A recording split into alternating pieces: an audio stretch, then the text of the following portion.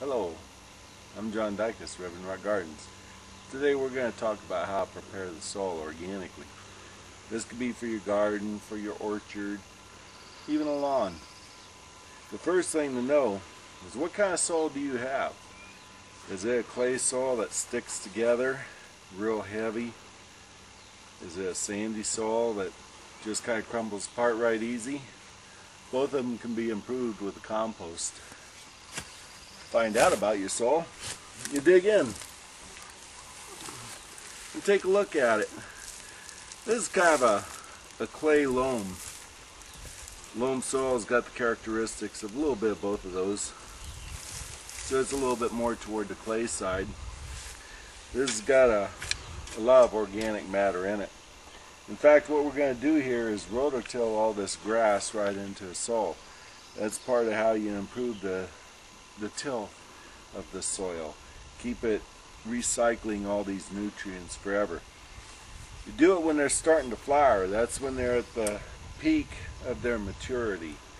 Use a good strong rototiller to put in, or you can shovel if you want to. Anytime you're going to be using machinery, make sure that you know how to operate it properly. Make sure that somebody's instructed you on it, or you've gone through the manual. Always wear proper safety gear. In the case of a rototiller, at the minimum you're talking about eye protection, hearing protection, gloves, steel-toed boots. I think you ought to go for a pair of sturdy jeans also.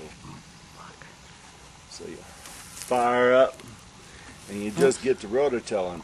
Now, since this ground's been worked for so long, I'm not going to worry too much about fertilization right now, because this is getting fertilized every year, and I also till in all these grasses every year, and the soil gets better and better all the time.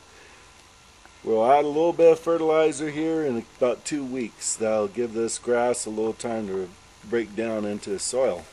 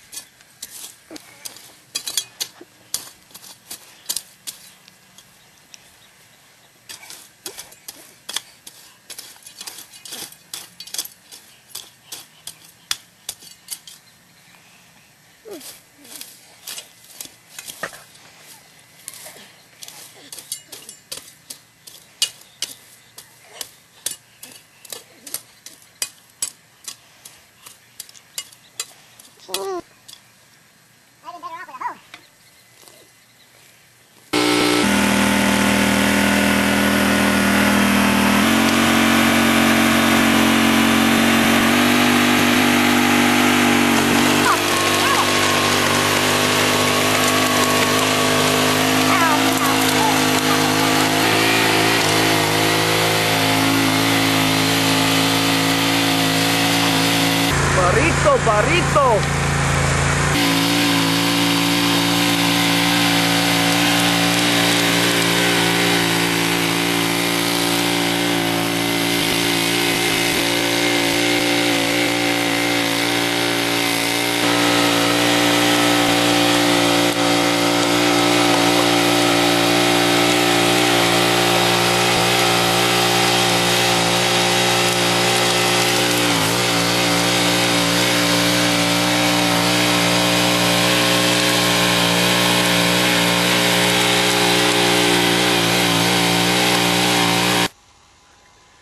Now the idea behind organic gardening is improve the fertility and health of the soil year by year.